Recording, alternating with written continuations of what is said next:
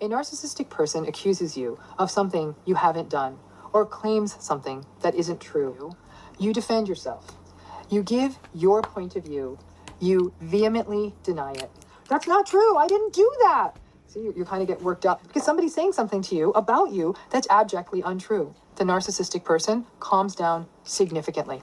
And then they may calmly and perhaps even contemptuously say to you, "What is wrong with you? Maybe you need to see a therapist because you sure do get some strong emotional reactions." They may say to you, "You've become really paranoid. I'm worried about you." And they'll do this from this very calm, almost cold exterior. They may roll their eyes at you and start framing you as an agitated and unhinged person. They may even give you a logical framing for their accusation or their argument, and you now look more unhinged than the narcissist. And you recognize that if anyone was watching this, and they may very well be, that you may look to the person who's watching this whole argument as though you're the one who's really discontrolled. The narcissist will often instigate you and keep kind of poking at you by making accusations about you and gaslighting, and you respond. And over time, it can start to feel that the narrative is that the narcissistic person is the one who's calm, cool, and collected, and that the other person in the relationship, and that might be you, but the other person in the relationship is the one who's dysregulated, dramatic, and chaotic because they find themselves chronically defending themselves against these false accusations and this gaslighting. We find that we keep explaining our side. We pull out facts, we pull out text messages, emails, anything we have to defend our position. And with a narcissistic person on the other side, this is a mistake because the other person, they're not listening. This is about manipulating you. They keep saying it. Somebody tells you the sky is, green enough times, you might actually start believing it and slowly stop becoming yourself because you actually really think over time you get indoctrinated to believing the version of reality that the narcissist is selling you. In essence, you not doing what they want is you being narcissistic. Or maybe you set a boundary, or you voice an opinion, or you don't take the bait. They're going to consider that narcissistic. They can watch this channel too, folks.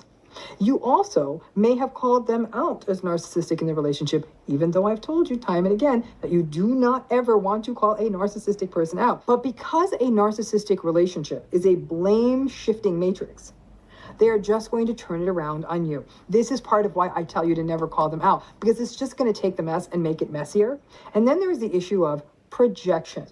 Projection is an unconscious defense that involves displacing the uncomfortable, acceptable part of oneself on another person. They're going to project all of that onto you. In the case of a narcissist, they do this so they can maintain their grandiose sense of perfection. Them calling you narcissistic is often part of the larger picture of gaslighting. They will call you narcissistic as a way to leave you questioning yourself. And folks, it works. And they play on that. Oh, look at you having to post that picture of you at work that you edited on Instagram. Who's the narcissist? Don't fall for it. Know thyself. Know your empathy. Ultimately, the narcissistic person calls you and other people narcissistic with little conscious or communicated awareness that it's them. So this way they can control the narrative, maintain a grandiose and perfect vision of themselves, dominate other people. That is always their end game. Flying monkeys is when a narcissistic individual comes into your life, or is obviously already in your life, and starts reaching in to the people who are important to you. That's going to be your parents, your friends, your siblings, and starts telling them really awful things about you in a hope of weakening your support structure and bringing those people over to the narcissist side of the street to support them. Smear campaigns are the tool of a vindictive, vengeful, insecure, controlling, obsessive, manipulative, entitled, emotionally immature person. It's a way for them to control the narrative and punish another person.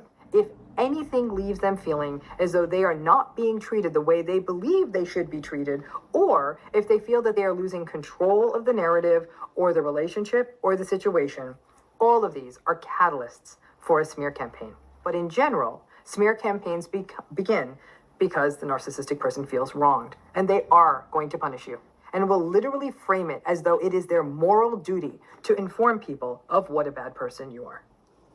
You might be wondering, how is a narcissist able to do this? How are they able to get in there and turn other people against you? Because narcissists are charming and charismatic and generous, and they know how to work a room. This is really, really hard to bring up. I need to tell you some things about your daughter that are going to be really uncomfortable to hear. And I hate to be the one to bring this to you. I really do. But I think it's so important you hear this. They are that good at a performance. They are that cruel, manipulative, and exploitative to try to get in there and spread this kind of stuff about you. The smear campaign's inner structure is held up by triangulation and gossip.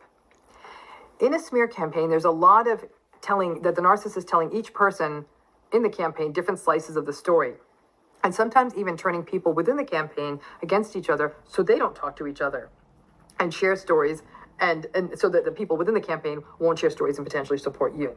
And then they may even say something like, well, it's good to hear that, it's good to see or good to know that you actually want to hear the truth. Your sister was in total denial and was just like, la, la, la, la, I don't want to hear it. But yeah, your sister was also casting shade on you and your family. So you see how they do it? They say, well, this person don't want to hear it. Well, that's because there's something wrong with them. So there can almost be smear campaigns within smear campaigns in a way to separate all the people on the receiving side of the smear campaign again, so they may not compare notes. That the smear campaigner will make plausible accusations. And because narcissistic people are actually quite astute in their study of people, and especially the vulnerabilities and weaknesses of people who are close to them, they may know exactly what to say to each of the different people in the smear campaign. And it really does become a vendetta. In a way, a smear campaign is a narcissistic person launching the worst punishment that they can think of, which is to ruin someone's reputation, because narcissistic people care so desperately about what people think of them. But there is a certain point where the vengeance and the vindictiveness turn into a sort of gratification that they can still keep messing with you, even when they moved on into new things. You may even find that people are pulling away from you and you don't understand why, because they don't tell you. When people see that the narcissist in their life is turning other people against them, the people that were once close to them, by telling them terrible things about them, there's a lot of grief and there's a lot of hurt.